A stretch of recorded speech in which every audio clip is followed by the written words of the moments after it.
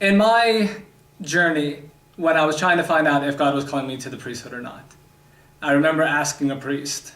Well, I asked a million priests, how do you know if you're called to be a priest? This is the worst question to ask a priest, because especially with the shortage of priests, no one wants to discourage a vocation. So you start getting a very wishy-washy answer. Well, it's hard to know. It's different for every person. I think you should look into this type answer, which was not what I wanted. I wanted a, you're called to the priesthood, come in now. So for some reason, after asking this question 100 times, I worded it differently on the 100th time, not meaning to.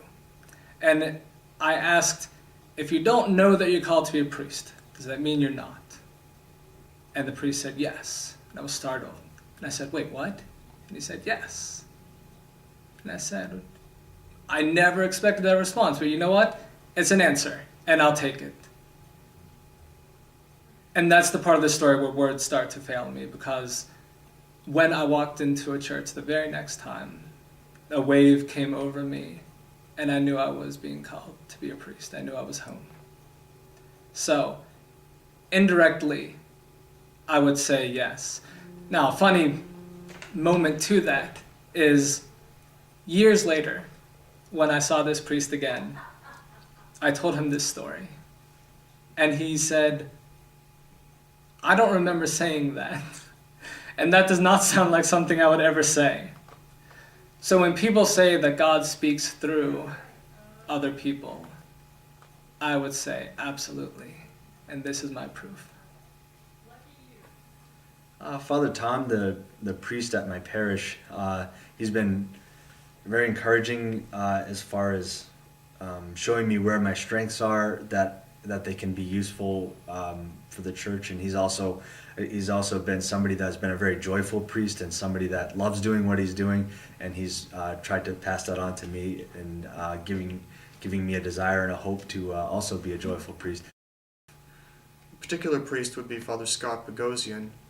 I answered earlier that I read the book of the Confessions by St. Augustine, and during a time of trial in my life, I went to my priest because I knew that that was the person I had to go to, that he would be able to provide help.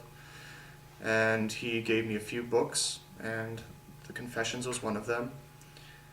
And so, reading that book, but as also his personal witness, he really was a devoted Christian. I could see him as a disciple.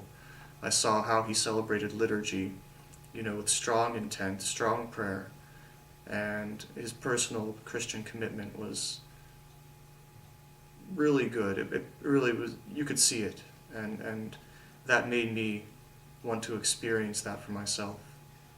There was a priest who turned me around. It brought me back to the sacrament of confession after I had been away from it for a long time, and he therefore got me on the course that I've been following.